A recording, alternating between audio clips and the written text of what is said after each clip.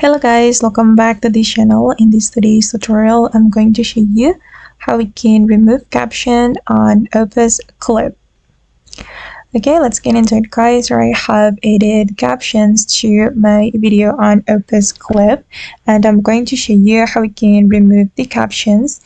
If we want to remove captions, we need to go to the Edit Clip menu on Opus Clip, and we're going to disable the caption.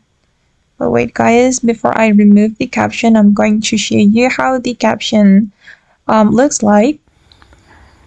Hello guys, welcome back to this channel. In this today's tutorial, this is how the captions looks like, and I'm going to remove it from my video. If we want to remove captions, we can go to the caption menu right here, and then we just need to disable the caption, and the caption will be I'm going to show you.